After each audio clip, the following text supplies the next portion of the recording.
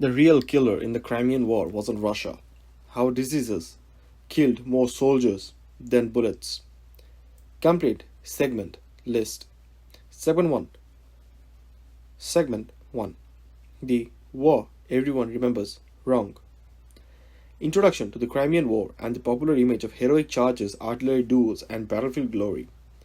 Introduce the central argument that the greatest killer of the war was not Russian firepower but disease. Establish the mystery that millions of people today misunderstand what truly happened in Crimea. Segment 2. Europe marches towards war. The geopolitical tension between the Russian Empire, the Ottoman Empire, France, and the United Kingdom.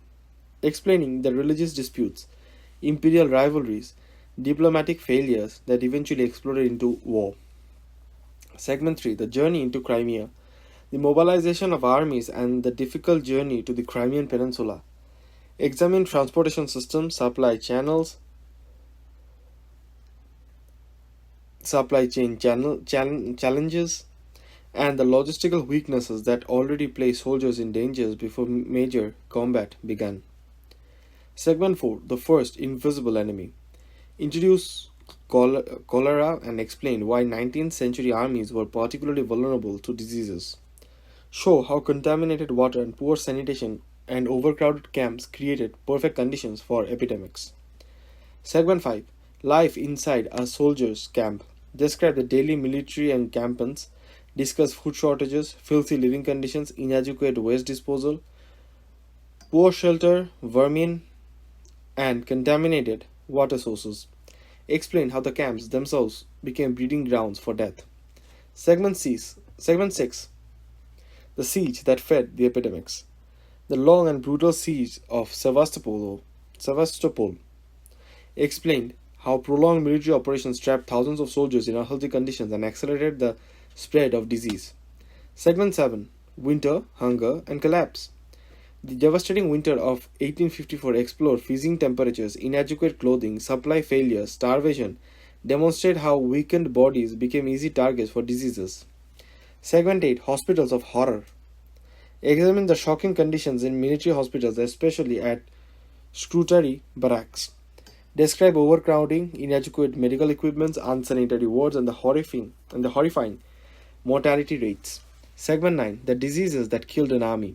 A detailed examination of cholera, dysentery, typhus, typhoid, fever, and other illnesses. Explain how each disease spread, what symptoms soldiers experienced, and why 19th century medicine struggled to stop them.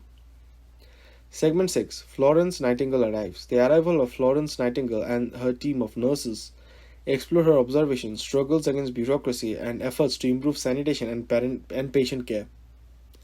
Segment 11. The numbers that shocked Britain. Investigate casualty statistics and compare combat deaths with deaths caused by diseases. Examine how public reacted when they learned the true scale of the disaster. Segment 12. The war correspondents expose the truth. The emergence of modern war journalism focused on reporters who documented suffering and exposed military incompetence, bringing the reality of the war directly into people's homes. Segment 13. Why the generals failed. Analyze military leadership, administrative inefficiencies, supply failures, and institutional rigidity. Explore how poor decision making transformed diseases from a danger into a catastrophe. Segment 14. The birth of modern military medicine. Explain how the lessons of Crimea transform military healthcare. Discuss sanitation reforms, nursing standards, hospital design, and advances in public health. Segment 15. The legacy of the real killer. Conclude by showing how the Crimean experience influenced later conflicts, including the American Civil War and 20th century warfare. End by reflecting on the uncomfortable truth that throughout history diseases has often been deadlier than enemy weapons. This would create a full documentary narrative that begins with geopolitical conflict, descends into the medical catastrophe of Crimea, follows the reform movement led by Nightingale, and concludes with the long-term transformation of modern warfare and medicine. Segment 1. The war everyone remembers wrong. When people think of the Crimean War, they often imagine dramatic cavalry charges, thunderous artillery barrages, and soldiers fighting desperately across blood-soaked battlefields. Paintings, novels, and popular histories paintings, novels, and popular histories have immortalized scenes of courage and sacrifice, particularly the famous charge of the Light Brigade, where British cavalrymen rode directly into devastating Russian fire. These images have become the defining symbols of the conflict, yet they only they tell only part of the story. Hidden behind the smoke of battle was a far more dangerous enemy, one that killed relentlessly without firing a single shot. The Crimean War, fought between 1853 and 56, was one of the most significant conflicts of the 19th century. It brought together some of Europe's most powerful empires in a struggle that stretched from the Black Sea to the halls of government in London, Paris, St. Petersburg, St. Petersburg, and Constantinople. Newspapers reported dramatic military victories and defeats, while politicians debated strategy and national honor.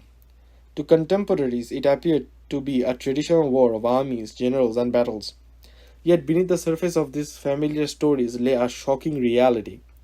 The majority of soldiers who perished during the conflict didn't die from enemy bullets, cannonballs, bayonets, or cavalry charges. Instead, they died from diseases that spread through military camps, hospitals, and supply depots.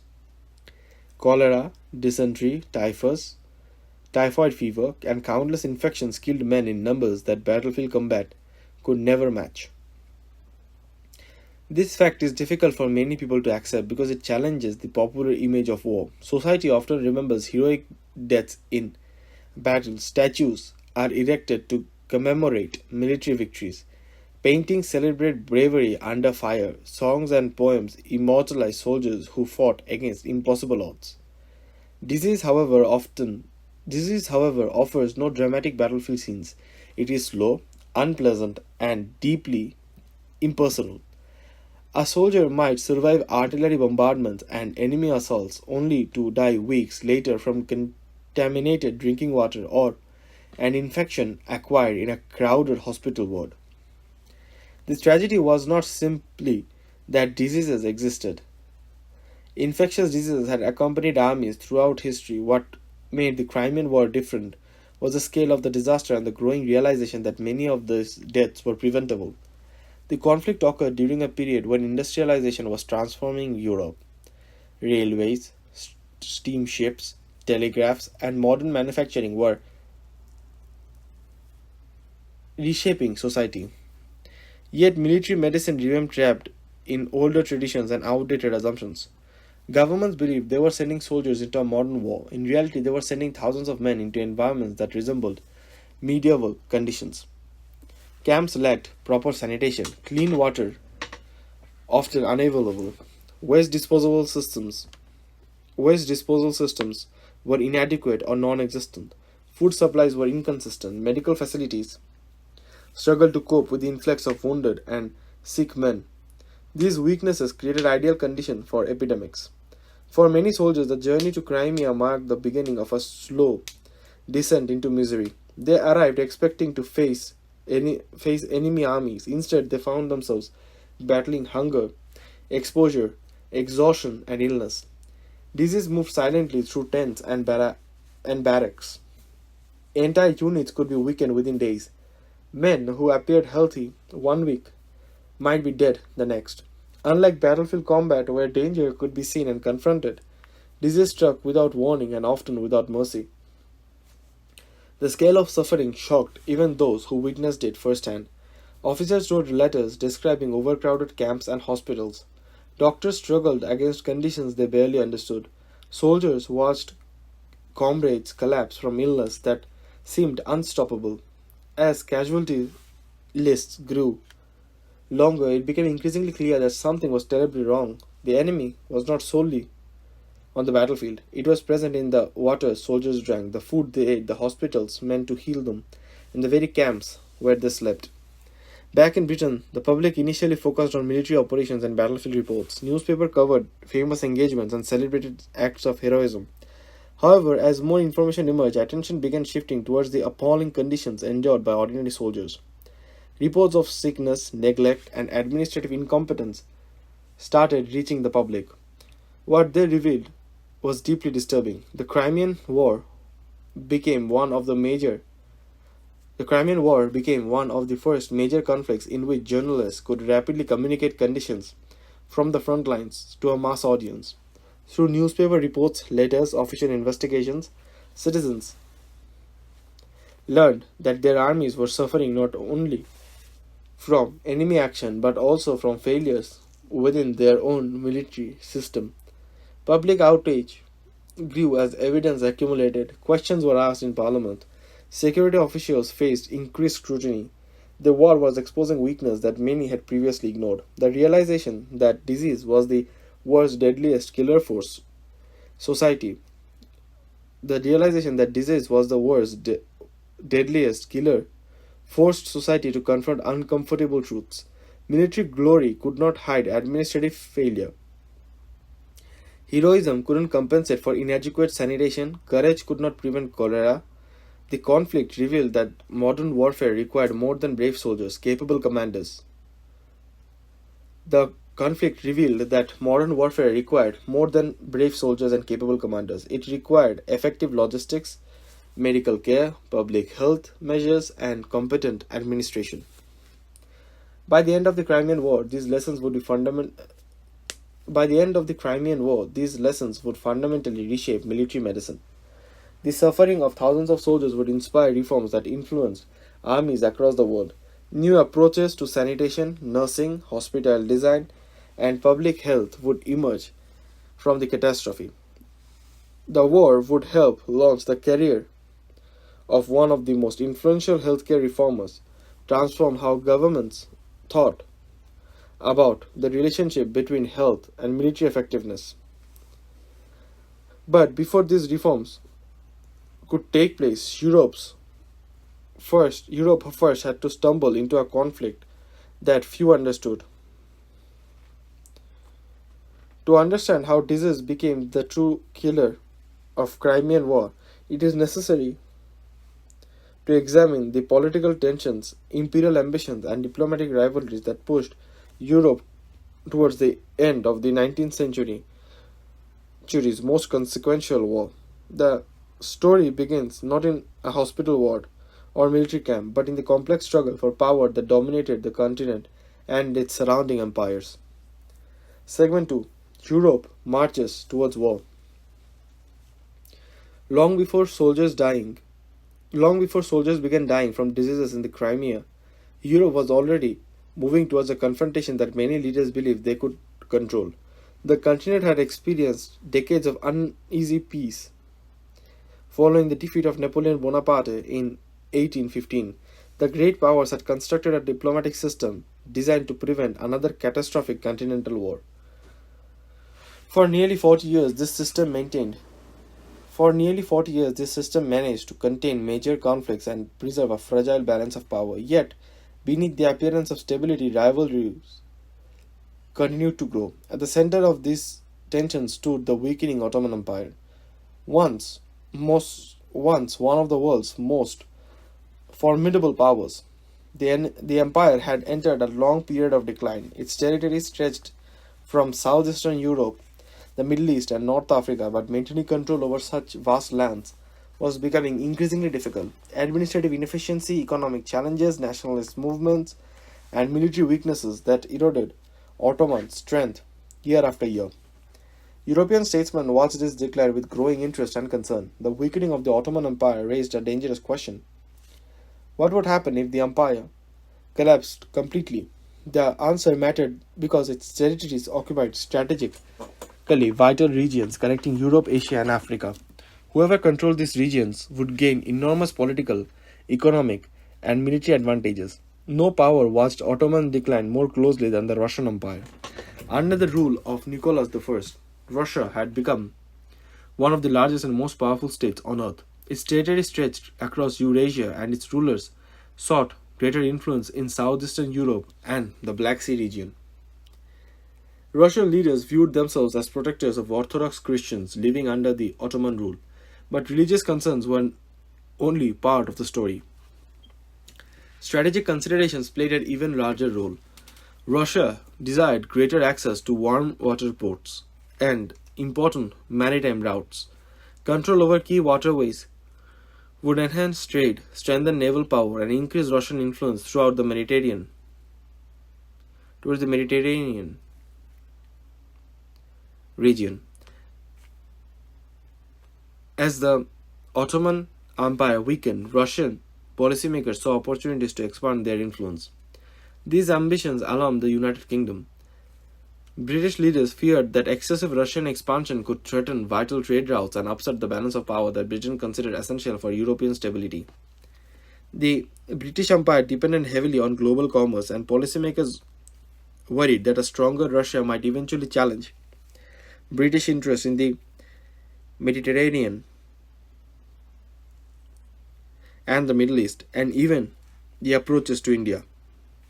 Meanwhile, France was pursuing its own objective. Under the leadership of Napoleon III, France sought prestige, influence, and opportunities to demonstrate its strength on the international stage. The French government viewed involvement in Ottoman affairs as a way to enhance national standing and reinforce its position among Europe's great powers. Religion added another layer of complexity to an already volatile situation. Disputes emerged over the rights of Christian denominations in the Holy Land, particularly concerning access to and control over sacred sites. While these disagreements may appear minor compared to larger geopolitical issues, they become symbols of broader struggles for influence between Russia and France. French leaders championed the interests of Roman Catholics, while Russia presented itself as a defender of Orthodox Christians. Diplomatic arguments over keys, churches, and religious privileges gradually became entangled with questions of imperial power and international prestige. What began as a religious dispute evolved into a political crisis. As tensions increased, diplomacy became increasingly difficult. Leaders on all sides misjudged one another's intentions. Russian policymakers believed other powers would ultimately accept limited Russian gains. British leaders interpreted Russian actions as evidence of aggressive expansionism. French officials saw opportunities to strengthen their international position. Ottoman leaders struggled to preserve their sovereignty amid mounting pressure from stronger neighbors. In 1853, the crisis reached a breaking point. Russia moved troops into Ottoman-controlled territories known as the Danubian Principalities. Although Russian leaders viewed the action as a form of pressure rather than outright conquest, Ottoman government interpreted it as a direct threat. Diplomatic negotiations failed to produce a satisfactory solution. Soon afterwards, the Ottoman Empire declared war on Russia. At first, many observers believed the conflict would remain limited. Wars between the Ottoman and the Russian empires were not unusual. Similar confrontations had occurred repeatedly over previous centuries. However, this conflict unfolded under very different circumstances. Britain and France feared that a decisive Russian victory would dramatically alter the balance of powers in Europe. As military operations intensified, public opinion in Western Europe began pushing governments towards intervention. Newspapers portrayed Russia as an aggressive threat. Politicians warned of dangerous consequences if Russian expansion went unchecked. National prestige became intertwined with strategic calculations. Gradually, diplomatic flexibility disappeared. By early 1854, Britain and France formally entered the war on the Ottoman side. What had begun as a regional dispute transformed into a major international conflict involving several of Europe's most powerful states. The decision to intervene reflected confidence as much as concern. British and French leaders believed their military strength, industrial capabilities, and naval superiority would produce a relatively swift victory. Few anticipated the scale of suffering that lay ahead. Fewer still understood that the greatest threat would come not from the Russian armies. The armies assembling for war appeared impressive on paper. Thousands of soldiers were mobilized. Ships carried men and supplies across vast distances. Governments prepared for campaigns they expected would demonstrate national strength and military professionalism. Yet, hidden beneath the appearance of readiness were profound weaknesses. Supply systems were fragile, medical services were inadequate, administrative structures struggled with complexity, sanitation received little attention. Many military planners focused on defeating enemy armies while neglecting the conditions necessary to keep their own soldiers healthy and alive. As troops embarked for the Black Sea, they carried more than weapons and uniforms. They carried vulnerabilities that would soon prove deadly. Within months, diseases would begin spreading through camps, ships, and hospitals with devastating efficiency. Entire armies would discover that modern weapons matter little when confronted by contaminated water, inadequate sanitation, and epidemic diseases. The road to Crimea had begun as a struggle between empires. Soon it would become a struggle for survival against an enemy that ignored borders, uniforms, and military rank. Before soldiers ever reached the great battlefields that history remembers, many had already started a journey towards a catastrophe that few leaders had foreseen and almost none were prepared to prevent. Segment 3: The Journey into Crimea. When Britain and France committed themselves to war against Russia in 1854, confidence was abundant. Politicians promised decisive victory, newspapers prepared victory. Politicians promised decisive action, newspapers predicted victory, and military leaders believed their armies would demonstrate the superiority of Western European power. On paper, the operation seemed straightforward. Modern fleets would transport thousands of soldiers across the sea, land them near the enemy, and force Russia to accept defeat. Yet, before a single major battle was fought in Crimea, a different struggle had already begun. One against distance, logistics, bureaucracy, and the harsh realities of moving entire armies across continents. For centuries, generals had understood a simple truth: armies march on their stomachs. Victory depended not only on courage or tactical skill, but also on food, water, shelter, transportation, and medical support. An army deprived of these necessities could collapse without even encountering the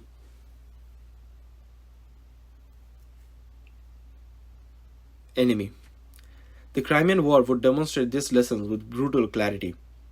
The British army that embarked for the East was relatively small by European standards. Unlike Russia, which maintained enormous land forces, Britain traditionally relied on naval power. Its army was professional but limited in size. Many officers possessed combat experience, but the military system itself had not been tested in a major European war since the defeat of Napoleon nearly 40 years earlier. This long period of peace created a dangerous illusion. Because the army had not faced a large-scale continental conflicts for decades, many administrative weaknesses remained hidden. Supply procedures appeared functional during peacetime. Medical systems seemed adequate on paper. Transportation plans looked efficient when examined from government offices in London. Only when thousands of men began moving towards a distant battlefield did the flaws become impossible to ignore.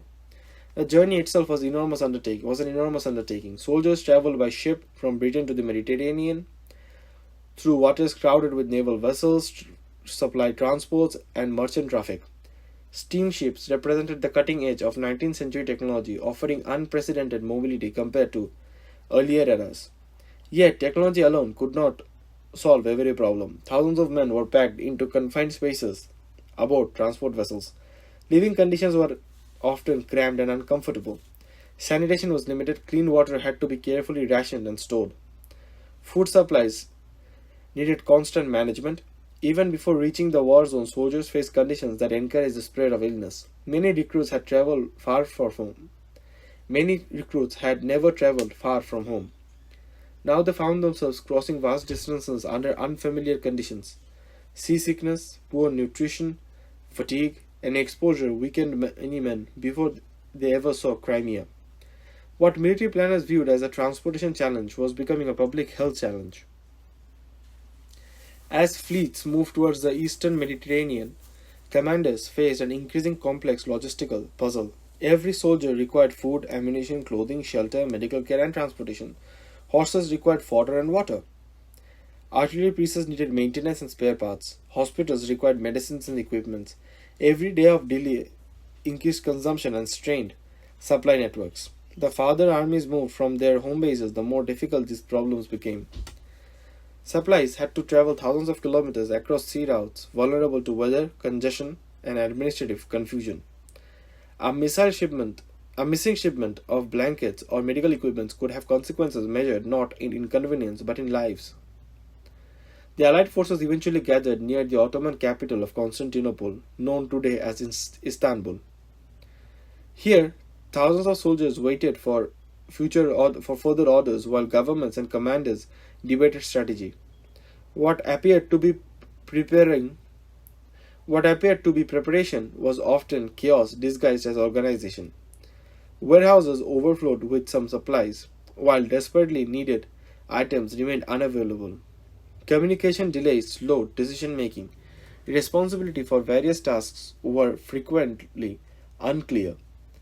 Time spent waiting created new dangers. Large concentrations of soldiers living together inevitably risked the risk of diseases. Camps became crowded, sanitation systems struggled to keep pace with growing populations, waste accumulated, water sources became vulnerable to contamination, conditions that modern observers would immediately recognize as health hazards were often accepted as unfortunate but unavoidable realities. At this stage, military medicine remained deeply limited. Germ theory had not yet gained acceptance. Most doctors understood disease very differently than modern medicine does. Many believed illnesses resulted from bad air, environmental conditions, or imbalances within the body. Although some practical sanitation measures were known, the underlying causes of many diseases remained poorly understood. The lack of knowledge made prevention extremely difficult. Commanders focused primarily on military threats rather than invisible biological dangers. An enemy army could be observed, tracked, and confronted. Disease offered no such opportunities. It moved silently through camps and ships, often becoming obvious only after a large number of men were already infected. By September 1854, Allied leaders decided to launch an invasion of the Crimean Peninsula. Their primary objective was the great Russian naval base at Sevastopol. The city represented one of Russia's most important military installations in the Black Sea. Capturing it would weaken Russia's naval power and potentially force a favorable settlement. The landing operation itself was a remarkable achievement. Tens of thousands of British, French, and Ottoman troops were successfully transported and brought ashore. For a moment, the campaign appeared to be proceeding according to plan. Soldiers disembarked, organized themselves, and prepared to advance inland. Yet, beneath the apparent success, critical problems were already emerging. The landing sites lacked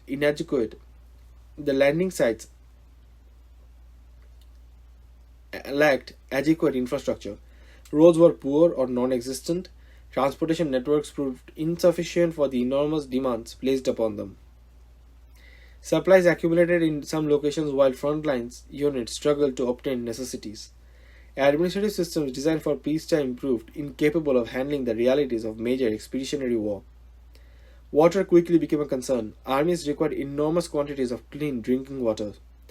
Inadequate supplies forced soldiers to rely on questionable sources, increasing the risk of contamination. Every military camp, temporary settlement, and concentration of troops placed additional strain on local resources. Food presented another challenge. Supplying tens of thousands of men in a foreign land required extraordinary coordination.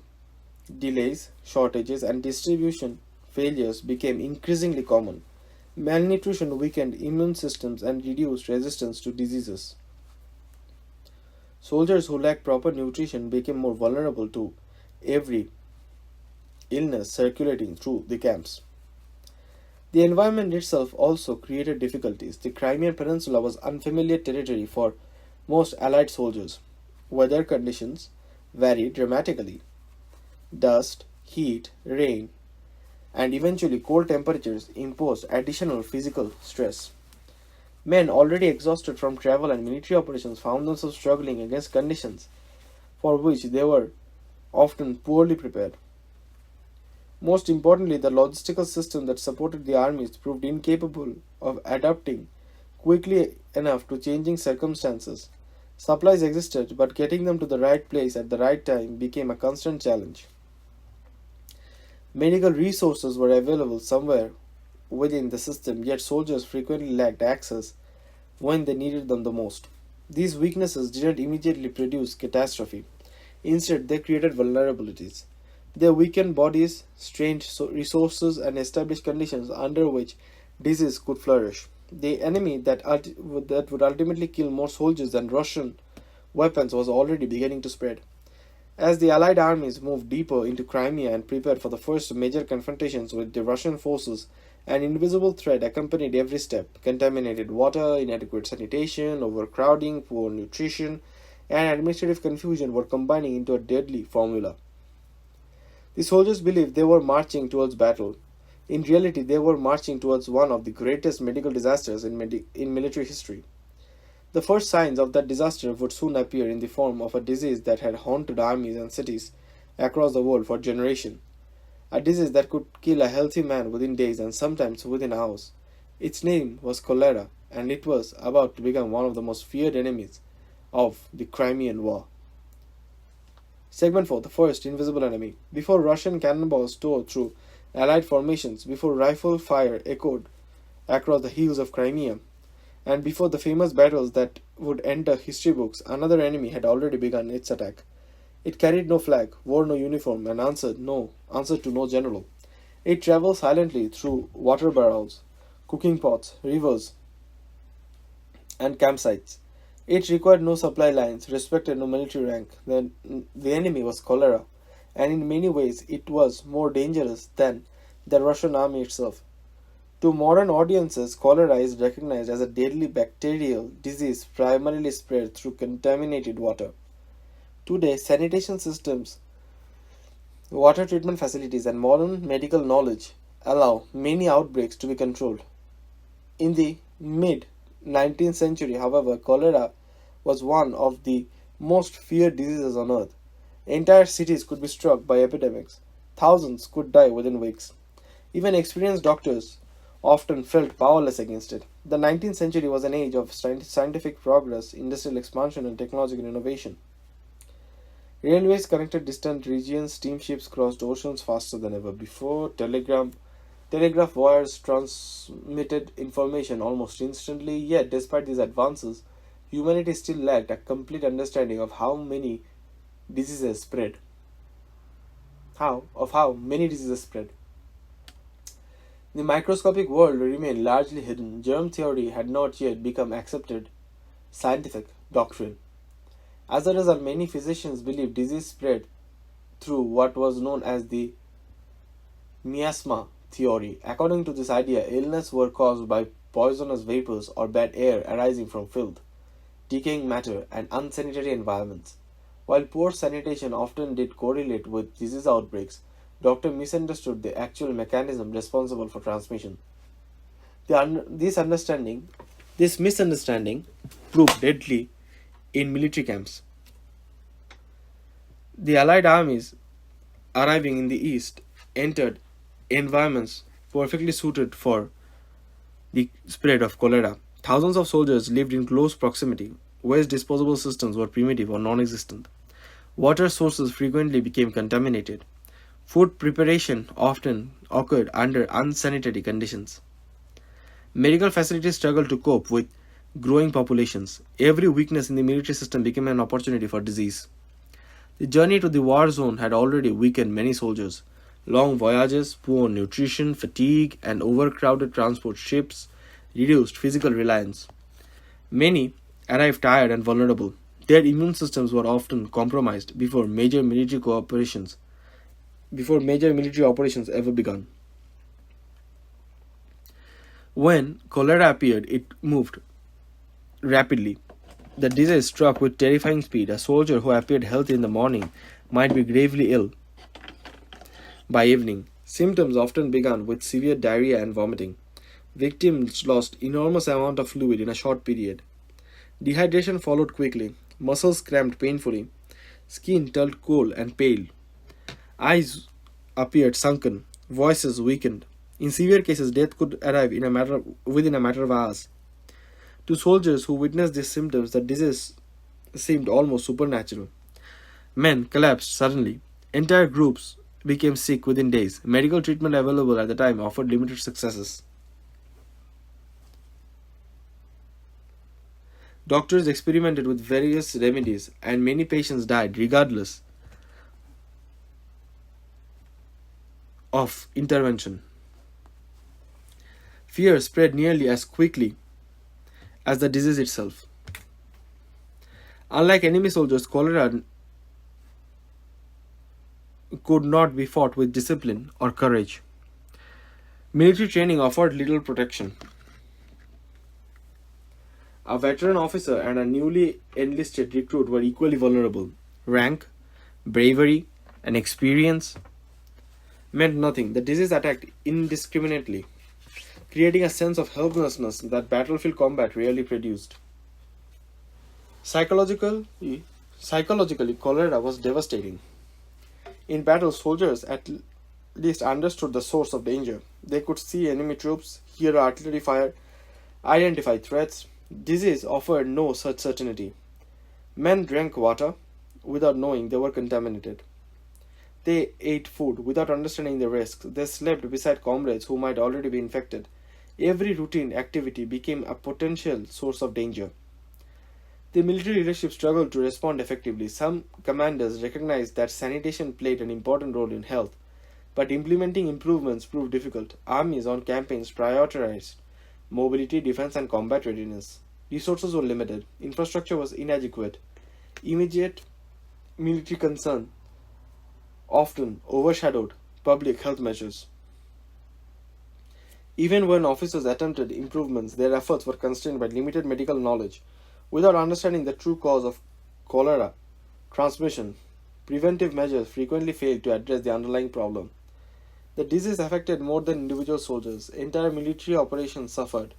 Every sick soldier represented reduction in combat strength. Units weakened by illnesses struggled to perform demanding tasks. Marches became more difficult. Defensive positions required additional manpower.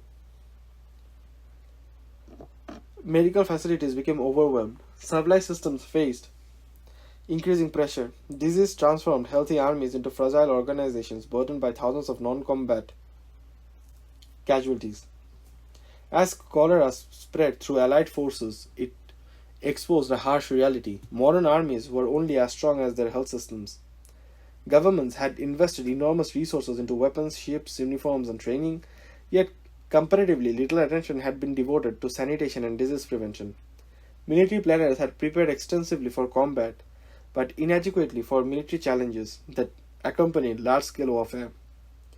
The consequences were measured in lives. Throughout history, disease had frequently accompanied military campaigns. Ancient armies suffered from epidemics. Medieval armies lost men to infections and poor sanitation. Early modern forces often experienced more death from illness during combat. Early modern forces often experienced more deaths from illness than combat. Many leaders assumed such losses were inevitable. The Crimean War would challenge that assumption by revealing just how much suffering resulted not from unavoidable circumstances but from preventable failures. The cholera outbreak served as an early warning sign. They demonstrated that the Allied armies possessed serious vulnerabilities unrelated to enemy action. The disease exposed weaknesses in logistics, sanitation, medical organization, and administration. Unfortunately, these lessons were not learned quickly enough. As military operations intensified, additional problems emerged. Camps became larger, supply pressures increased, environmental conditions deteriorated, more diseases began circulating among the troops. Cholera was only the beginning. Soon soldiers would face dysentery, typhus, typhoid fever, respiratory infections, and countless secondary illnesses. The combinations of overcrowding, inadequate sanitation, poor nutrition, and constant physical stress created a perfect environment for epidemic diseases. What started as isolated breaks would evolve into a wider medical catastrophe. Meanwhile, the armies continued advancing towards their military objectives. Commanders focused on defeating Russian forces and capturing strategic positions. Battles would indeed be fought, victories and defeats would shape the course of the war. Yet, with every passing week, it became increasingly clear that the greatest threat to Allied soldiers was not waiting behind Russian fortifications. It was already inside their camps. The conditions that allowed cholera to spread were not temporary accidents, they were part of a broader system of neglect and inadequate preparations. To understand why disease became so deadly during the Crimean War, it is necessary to look beyond individual outbreaks and examine the daily reality of military life itself. For the ordinary soldier, danger didn't begin on the battlefield. It began in the very place he ate, drank, slept, and lived. The camps themselves had become breeding grounds for death. Segment 5. Life inside a soldier's camp. To understand why diseases killed so many soldiers during the Crimean War, one must leave the battlefield entirely and step into the camps where ordinary men spent most of their lives. Popular memory focuses on moments of combat, the roar of artillery, the advance of infantry, the clash of armies. Yet soldiers didn't spend most of their time fighting. They spent it waiting, eating, sleeping, marching, repairing equipment, standing guard, and the enduring harsh realities of a camp life. It was here, far from the excitement of battle, that the foundations of the medical catastrophe were laid. Our 19th century military camp was a temporary city built under some of the worst possible circumstances. Thousands of men living together in confined area with limited infrastructure and inadequate resources. Every day, enormous quantities of food, water, fuel, and supplies had to be distributed. Every day, equally enormous amounts of waste had to be removed. When these systems failed, diseases followed. In theory, military camps could be organized efficiently. In practice, Crimean War exposed how fragile such arrangements really were. Many soldiers lived in tents that offered limited protection from these elements.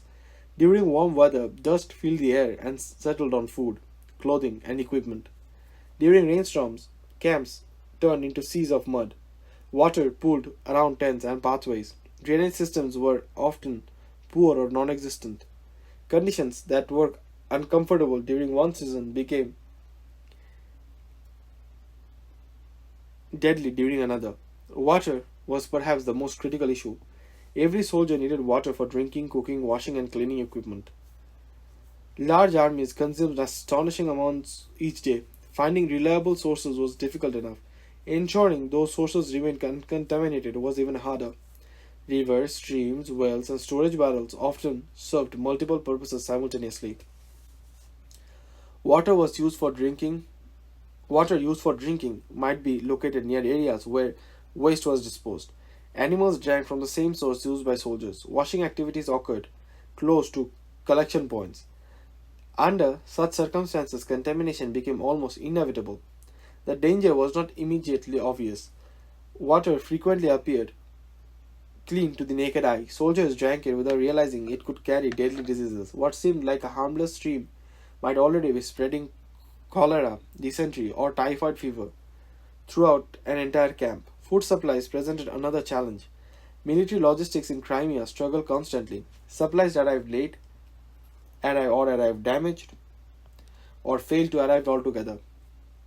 Soldiers often relied on preserved foods such as salted meat and hard biscuits.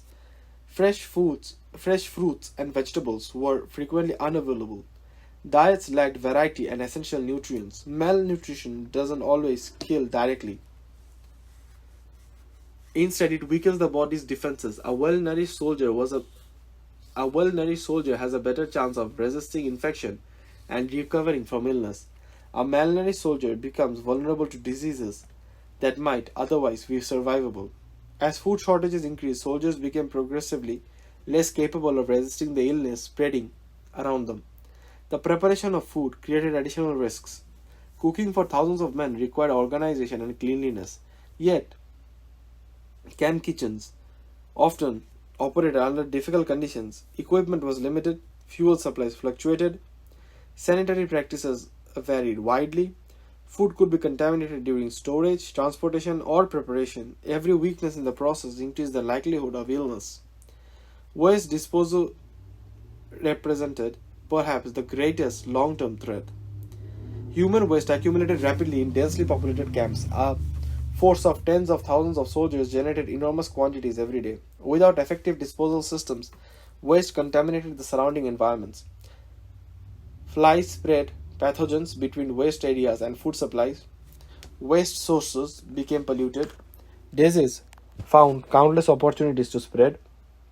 Modern sanitation works and systems were non existent. Sewage networks were absent. Waste management relied heavily on manual labor, discipline, and planning. When any of these elements failed, the consequences were severe. The presence of animals added further complications. Horses, mules, and livestock were essential for transportation and supply operations. They also produced waste, attracted insects, and consumed valuable water resources.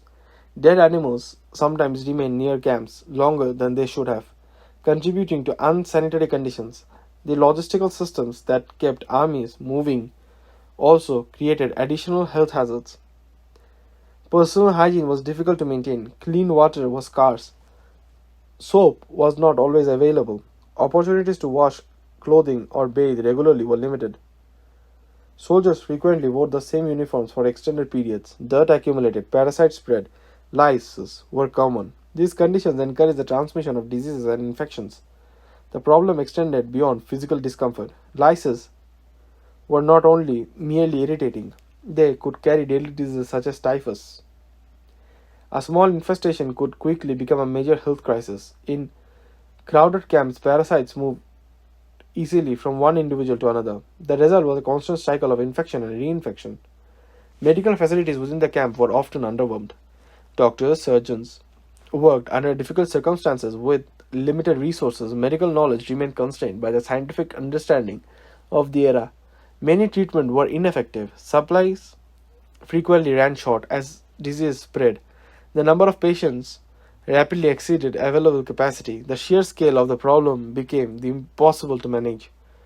A handful of sick soldiers could be treated. Hundreds strained the systems. Thousands overwhelmed it entirely. Once medical services reached their limits, mortality rates increased dramatically. Conditions that might have been survivable under better circumstances became fatal.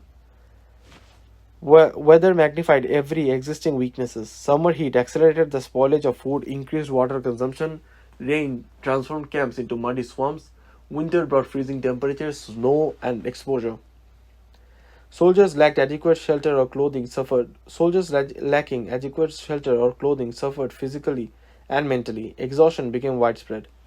Physical stress reduced resistance to diseases. A soldier who was cold, hungry, sleep deprived, and exhausted was far more likely to become ill.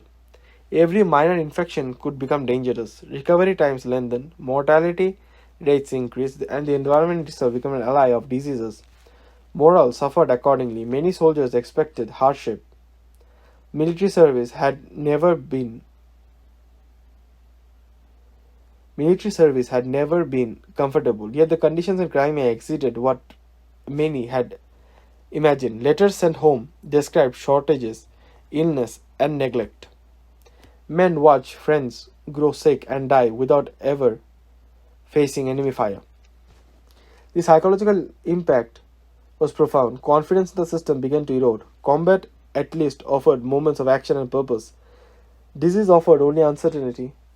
Soldiers could endure enemy attacks before they understood the threat.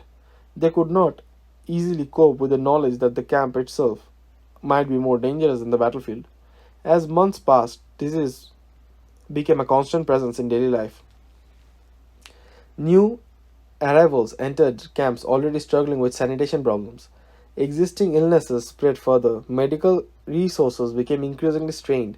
Every logistical failure contributed to the crisis. Every delay in supplies contributed and weakened the troops.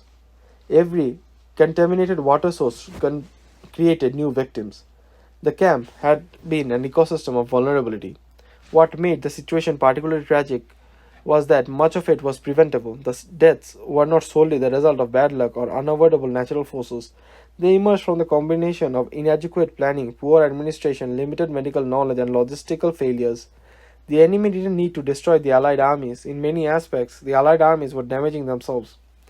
Yet, even these grim conditions would worsen. The Soldiers living in these camps were preparing for one of the longest and most demanding operations of the entire war. As the Allied armies closed in on their primary objectives, thousands of men would become trapped in a campaign that stretched far beyond initial expectations.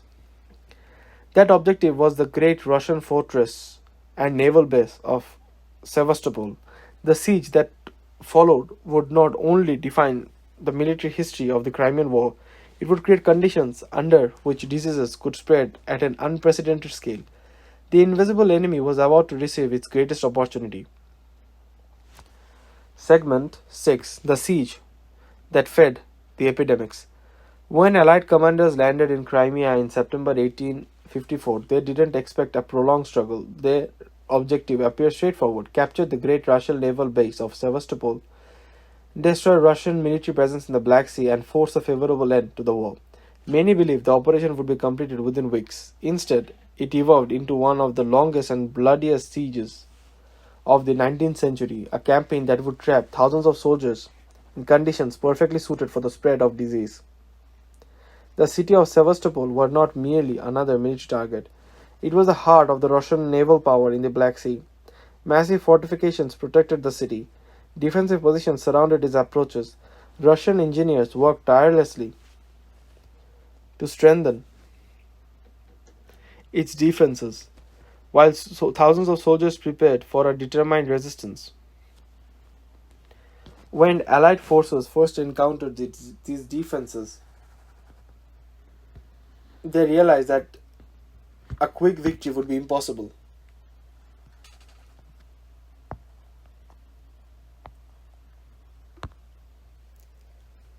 Rather than launching an immediate assault against heavily fortified positions, Allied commanders decided to besiege the city. The strategy appeared logical. By surrounding Sevastopol and cutting off supplies, they hoped to force Russians into surrender. Yet sieges created unique challenges. Unlike battles that begin and end within days, sieges trap enemies in one location for months or even years. The moment the siege began, the nature of war had changed. Instead of maneuvering across large distances, armies settled into fixed positions, trenches, camps, and supply depots. Artillery batteries and hospitals spread across the landscape. Thousands of soldiers remained concentrated within relatively small areas. Movement became restricted. Resources were consumed faster than they could be replenished. Every weakness in sanitation logistics became magnified. For disease, it was an ideal environment. Crowded military camps had always been dangerous. The siege transformed temporary camps into semi-permanent settlements. Soldiers lived in the same areas weeks after weeks and months after months. Waste accumulated. Water sources faced increasing pressure. Living conditions deteriorated as the campaign dragged on. The sheer number of people involved made the situation even worse. British, French, Ottoman, and later Sardinian forces also participated in the siege. Combined, they represented tens of thousands of soldiers. Nearby were Russian defenders, laborers, support personnel, medical staff, civilians. The concentration of humanity in a relatively confined area created conditions under which disease could spread with extraordinary speed. The siege also placed enormous strain on supply system. The siege also placed enormous strain on supply systems. Everyday food, ammunition, water, fuel, medical supplies, and construction materials had to be transported to the front lines. Roads quickly became overloaded. Weather frequently disrupted transportation. Administrative inefficiencies slowed distribution. Supplies existed, but getting them where they were proved increasingly difficult. The port of Balaklava became a critical lifeline for British forces. Ships arrived carrying everything from food and ammunition to winter clothing and medical equipment. Yet unloading, organizing, and distributing these supplies often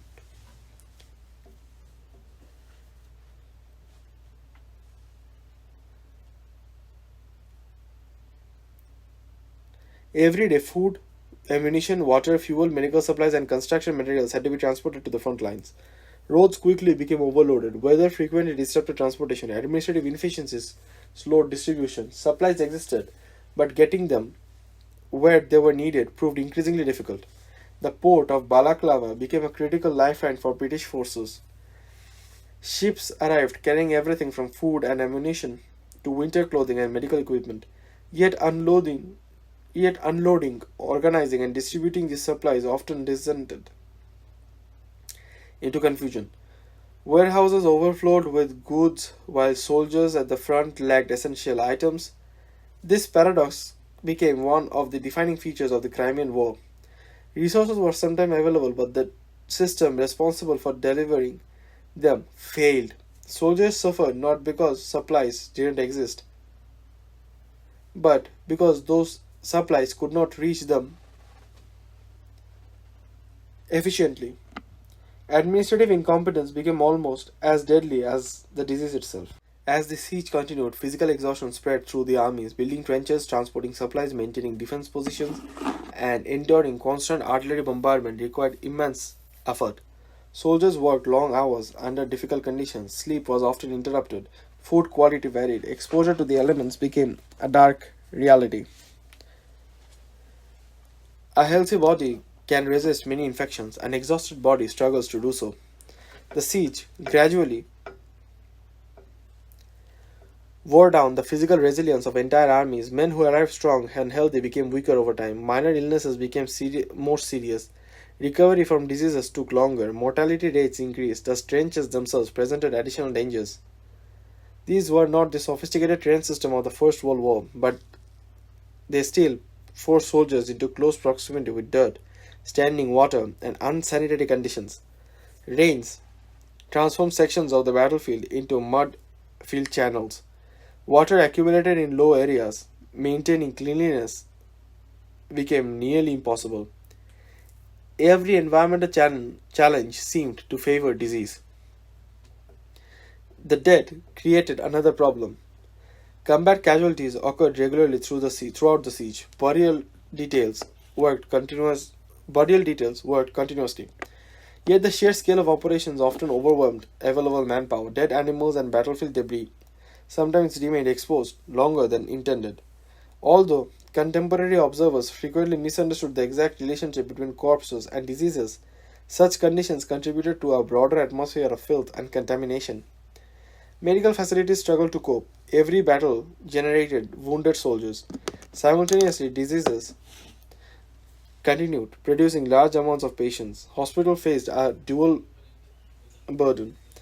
Doctors, nurses treated gunshot wounds, amputations, infections, and epidemic diseases simultaneously. Resources that might have been sufficient for one crisis proved inadequate when confronted with multiple emergencies at once. The Russians faced many of the same challenges. Disease didn't discriminate between nationalities. Russian soldiers also suffered from cholera, typhus, dysentery, and other illnesses. Their camps and hospitals experienced many of the same sanitary problems confronting the Allies. The siege became not only a contest between armies but also a shared struggle against diseases and environmental hardships. Yet, public attention focused primarily on military operations. Newspapers reported artillery duels, troop movement, and battlefield heroics. Famous engagements such as the Battle of Balaclava and the Battle of Inkerman captured the imagination of readers across Europe. These battles were dramatic, visible, and easy to understand. The slow spread of disease received less attention initially. A soldier killed by artillery became a symbol of sacrifice. A soldier who died weeks later from dysentery attracted far less notice. Yet the cumulative impact of disease steadily exceeded the losses inflicted by combat. While armies celebrated victories and mourned battlefield defeats, epidemics continued their relentless work in the background. By the late 1954, the consequences were becoming impossible to ignore. Casualties grew longer, hospitals filled beyond capacity, entire units reported significant numbers of sick men. Commanders increasingly found themselves leading armies weakened not by enemy attacks but by illnesses. Disease was reducing combat effectiveness on a scale that no battlefield victory could easily compensate for, and then came winter. If the siege had already created ideal conditions for disease, the approaching winter would introduce an entirely new set of disasters. Freezing temperatures, inadequate shelter, poor clothing, supply failures, and relentless storms would combine with existing health crisis to create one of the most infamous chapters of the Crimean War. For many soldiers, the enemy was about to become even more deadlier. The siege had weakened them. Winter would break them.